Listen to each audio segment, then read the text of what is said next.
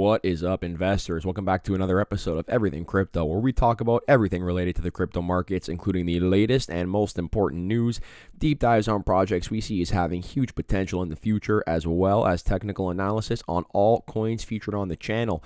As always, please remember that nothing on the channel is financial advice, but rather my own thoughts, opinions, and research that I have compiled and broken down into a more digestible format for you, the viewer. So all you got to do is sit back, relax, grab your favorite drink, and enjoy the show. And on that note, if you do enjoy the content, if I did help teach you something, or if I just gave you a bit of a different perspective on the crypto markets, please do consider supporting myself and the channel by hitting that sub and like button. For those of you that have been with the channel from the beginning, you know that we post everything on the YouTube channel and on the Twitter for free. We are fully transparent, keeping you guys up to date on our buys or sells, and we do not practice, making our members pay through a paid group like a Patreon or a Discord for full transparency. We have believed from the beginning that that should just be a part of the channel, and that is our number one principle. So if you do appreciate that, just please consider supporting the channel and myself by hitting that sub and like button, showing some love to the Twitter page. And on that note, I received a couple of DMs from subscribers basically asking how they could support me personally, and I was honestly incredibly humbled and appreciative to receive those questions. And so what I've done is I have put a few wallet addresses in the description, including a Bitcoin, Ethereum, and Crowcoin address. And listen, if you do want to support me like that, I really appreciate it. I was incredibly humbled to even receive those questions, but once again, never expect it from anyone on this channel. However, for those of you who have supported me personally, I do appreciate you. And you guys might have noticed that my profile pic has changed. We have recently scooped up a Hedera NFT over here, the Koala Club NFTs. And yeah, I cannot wait to get this fresh looking guy into the metaverse. But on that note, we're going to get right into today's content, as it really is more of an urgent warning than anything. And that is because Google issued an urgent Chrome update to patch actively exploited 0-day vulnerability. Okay, so basically, what the Google Chrome threat analysis group said was that they disclosed details of a twin campaign staged by North Korean nation-state groups that weaponized the flaw to strike U.S.-based organizations spanning news media, IT, cryptocurrency, and fintech industries, okay? And this is really what we're focusing on in this video, is how to keep your cryptocurrency safe, okay? We've said it many times on the channel that your crypto is not truly yours on a centralized exchange. The only way to have true ownership of your assets is to have a cold storage wallet. And the reason that this Chrome hack was so significant, well, guys, because through Google Chrome, there are applications such as MetaMask. If we search MetaMask in here, this is like the most popular Chrome extension hot wallet. And point being is that, yes, when Google Chrome gets hacked, if your funds are on MetaMask, which is a hot wallet, it is not cold storage, it is susceptible to being stolen, okay? And that was the significance of this hack. That is why they're actually able to attack cryptocurrency through any flaws in Google Chrome, because a lot of these DeFi wallets are actually Google Chrome extensions. Therefore, if there is some sort of a weakness within Google Chrome, then your wallet is susceptible. So we are just going to really talk in this video about practicing security and, keeping your crypto safe, okay? And guys, please keep in mind, there is zero monetary incentive for me to make this video. Like, I do not have a NanoLedger X referral code in the description, okay? I am saying this for your guys' protection. I care about this community, and I know that personally, I have spent way too much time and way too much money building out my portfolio to risk losing it because I did not want to spend a couple $100 to secure my assets. So we're going to show you guys, there are also a couple of reasons within recent history that have once again really demonstrated the importance of having a cold storage wallet. Now, interestingly here, if you are a Coinbase user, then you definitely got this email. It says, "Dear customer, starting on April 4th, Coinbase will introduce some changes required by Canadian regulations. Specifically, when you send crypto to another financial entity or money services business, such as another cryptocurrency exchange, and the transaction is over $1,000 Canadian, which is equivalent to $850 USD, we are legally required to ask you for information about the recipient of that transaction, including their name and address." So effectively, this sort of does go against the whole, anonymity of cryptocurrency and the whole purpose of the blockchain that is fully transparent yet protects everyone's identity. Coinbase is basically moving away from that as they are now requiring you to actually provide the name and address of people you are sending the money to, which completely goes against the privacy aspect of cryptocurrency. Now, because Coinbase is doing this, I would highly suspect that other cryptocurrency exchanges are going to follow suit. If they're requiring Coinbase to do this, they're going to require this from all exchanges across the board. Though, who the government cannot regulate to actually provide a name and address upon transactions is you in a cold storage wallet. They cannot force you whatsoever to identify your transactions through a cold storage wallet, meaning that if you are using a cold storage wallet to either receive or send out crypto, then it will remain private, as it should be, okay? And in other, recent history here, we had the bank freeze within Canada, and this happened due to the Freedom Convoy protest. And we are not talking about this from a political perspective, but rather the fact that Canada actually did a bank freeze in which they froze about 7.8 million Canadian dollars, equivalent to US 6.1 million in just over 200 accounts. And this was a 3-week. I'm pretty sure that this bank freeze lasted for 3 weeks as it took place in early January. And it was not until late February that these accounts were unfrozen. Okay. So once again, this does just go to show you that, guys, the money in your bank is not yours. But likewise, keeping your money in the bank is the exact equivalent to keeping your cryptocurrency on a centralized exchange. If Canada does want to freeze cryptocurrency, or any country for that matter, if they do want to freeze your cryptocurrency through a centralized exchange, then if they reach out to the people at this centralized exchange, whether it be the Coinbase team, the Crypto.com team, then these centralized exchanges will be forced to comply, and your assets can be frozen on these exchanges. Once again, where they cannot be frozen is in a cold storage wallet, because nobody else is having custody of your crypto. You have full custody of your cryptocurrency in a cold storage wallet. Another instance here that we actually see where, it is beneficial to have crypto in a cold storage wallet is actually we see here the Russia-Ukraine conflict, in which donations were provided through cryptocurrency. And once again, they were talking about how basically this is really important because of the privacy aspect of crypto, the fact that it can't be frozen, the fact that it can't be censored, and the fact that it can be used without ID is very, very important, okay? And this is why Bitcoin is such an important humanitarian tool. This is the exact point right here. And obviously that, those people higher up, government entities, financial institutions, they hate this about Bitcoin. They hate the fact that they cannot censor it, that they cannot use it to identify. And this is why they are going to begin going after these centralized exchanges and effectively forcing them to require ID and verification, which does defeat the whole purpose of privacy on the blockchain once again. So what we are doing here is we are keeping our cryptocurrency off of centralized exchanges. For us, centralized exchanges are nothing more than an on-ramp to actually buy crypto, and then it instantly leaves the centralized exchange and goes right into a cold storage wallet. And I go to sleep at night knowing that the crypto in that wallet is mine, and there is nobody else that has custody of that crypto, okay?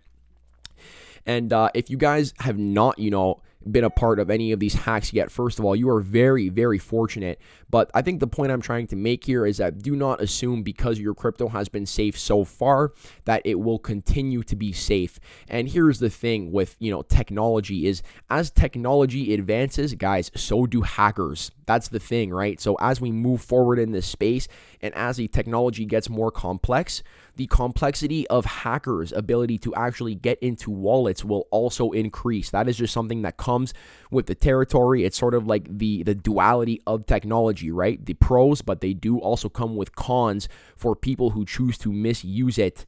And this is going to be, I think, more of a problem moving forward. I swear, my family and friends, they think that I am incredibly paranoid, but I can tell you guys right now, I highly suspect that within the next 10 years, the next cause of some sort of financial crisis or recession could actually be from a cyber attack. Like, I would not rule that out at all. And, you can sit there and say maybe it'll never happen, but don't you want to spend a couple $100 to make sure that if it did happen, that you would have full ownership of your assets and you would be unaffected? And I brought up some examples here from pretty recent history to show you guys that these centralized exchanges, while they are secure, guys, they are still susceptible to hacks, okay? So on October 1st of 2021, Coinbase disclosed that 6,000 customers got hacked, okay? And they were somebody exploited a flaw in the cryptocurrency exchange's two-factor authentication system. So if you guys think that 2FA is going to save your account and keep it completely secure, guys, hackers are able to get around two-factor authentication. Crypto.com also has a very powerful two-factor authentication. However, they were also hacked in early January for up to $35 million. Now, granted, Crypto.com actually did go ahead and refund every single person who did lose their funds. They reimbursed all of them fully. So good on them for handling it properly. And they also introduced a new account protection program thing where basically if there is any wallet address added to your Crypto.com account, it is whitelisted for 24 hours. That means that even if a hacker does access your account and they try to withdraw your crypto to their wallet, the wallet, when they actually put the wallet address in, it's going to be whitelisted for a 24-hour period. Crypto.com is going to email you and they are going to tell you that a new wallet address has been added to your account. And if you were not the actual person who added this wallet address, to notify them immediately via customer service. So then what you can do is you can reach out to them and they will take care of it. And you can also just completely remove that address from your wallet to basically ensure that the hacker does not move the funds. And while this is, technically should be an airtight form of security, once again, guys, hackers, they also develop over time. And if they found a way, over two-factor authentication, which is supposed to be one of the most secure forms, of security for a centralized exchange app, then eventually I'm sure they will find a way around whitelisting as well. And last but not least here, from Binance, hackers steal 600 mil in major cryptocurrency heist. And this tweet here is something that, I found really interesting, and this really does drive the point home, okay? So they say here, we are aware of the Poly.network exploit that occurred today. While no control, blah, blah, blah, they say there are no guarantees. We will do as much as we can. Okay, so, you got here the CEO of Binance himself acknowledging that there are no guarantees from the centralized exchange, okay? Whether it be a guarantee that your funds are safe or a guarantee that if your funds are stolen, that you will be reimbursed or that you have some form of insurance. You do not, okay? Now, this is why the only centralized exchange that I do actually still keep my crow on is Crypto.com, as I am staking for the Visa. However, Crypto.com is actually rolling out an insurance protection plan globally, and I am waiting for them to get that out in North America. However, once again, guys, they can put all these security measures in place. It does not change the core principle that as long as your crypto is on a centralized exchange, whether it's Coinbase, Crypto.com, or Binance, it is not your crypto. They are using your crypto. They are lending your crypto out to other people for interest, to big institutions. They are doing with your crypto the exact same thing that the bank does with your money in your account. They are making more money off of it. So that's really the purpose of this video, is we're just trying to drive home the point that I want you guys to be safe. I really want you to consider getting a cold storage wallet. And further evidence here that, these centralized exchanges, they're centralized for a reason.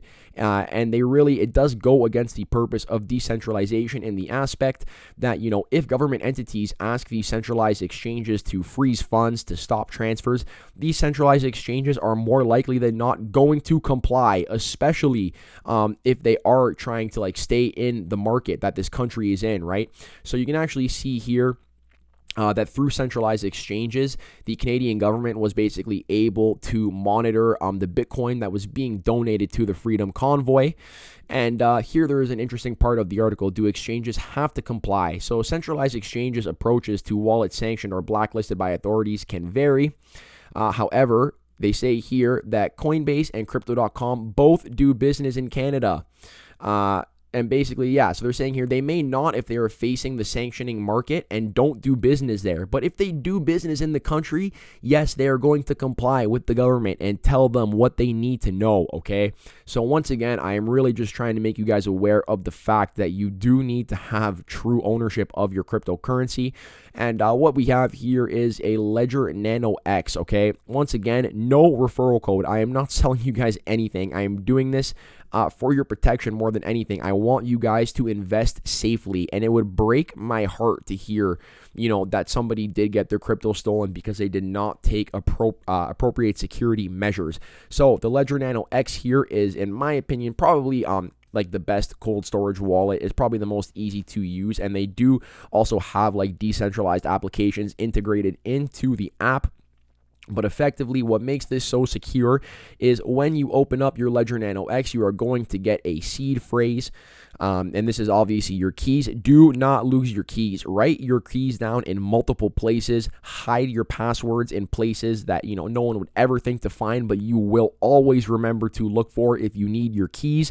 And the reason it is so important, guys, to have this Nano X is now because, let's say that I have crypto on the Ledger Nano X, okay? If somebody wants to send me crypto, they can do that, no problem. Somebody can type in my Ledger Nano X address, send me crypto, and the Ledger Nano X will receive it. However, if somebody were to somehow hack my Ledger Nano X, whatever, if someone was to get into this Ledger Nano X and they wanted to send money to themselves, well, they cannot, because the transaction needs to be confirmed through the Ledger Nano X. So that means that even when I do use these hot wallets, like MetaMask or like AVAX wallet, some of these hot wallets basically have a feature that allow you to send the cryptocurrency to the hot wallet through your Ledger Nano X. So even now, when I go into these hot wallets, on Google Chrome, I need to have my Ledger Nano X with me to actually confirm anything that I am doing, whether it is staking through a hot wallet, withdrawing through a hot wallet.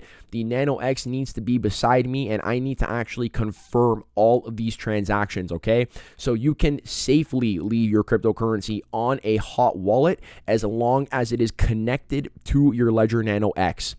So guys, this video was really just like more of a security warning than anything. I was not planning on putting this out, but I've really been talking about it a bunch on this channel, the whole security aspect of crypto, and these past couple of months have once again like really verified for me how important it is to have true ownership of your assets. I want all of your cryptocurrency funds to be safe. Once again, there is nothing in this for me. Rather, I just want you guys to know that if you have not been hacked yet and you keep your crypto on a centralized exchange, first of all, good for you, but you are lucky in a sense, and you do not want to test your luck too much. I highly suggest picking up a cold storage wallet so you can sleep better at night knowing that your funds are safe. Okay, guys? I want everybody here to invest safely, and I want us to grow together as a community. I do not want to hear stories about people having their crypto stolen. That would break my heart, because I do put a lot of, time and money into my investments, and I know everyone else does as well. And yeah, I would just be heartbroken to hear that. So guys, please invest safely. Please protect your crypto. And on that note, we're going to be back with some regularly scheduled content this week, including a portfolio breakdown. Hopefully, I've been working on it for the past week or so, but honestly, every single time that I do, kind of start to work on it, something comes up, whether it's real life or like a breaking news video, and then I get to work on that for you guys. But it is definitely in the back of my mind. People have been asking me on Twitter when it's going to come out. It'll probably be sometime next week. That is the plan anyways. But on that note, guys, I hope you are all having a restful and peaceful Sunday. I love and appreciate all of you who have supported the channel so far. Peace out for now.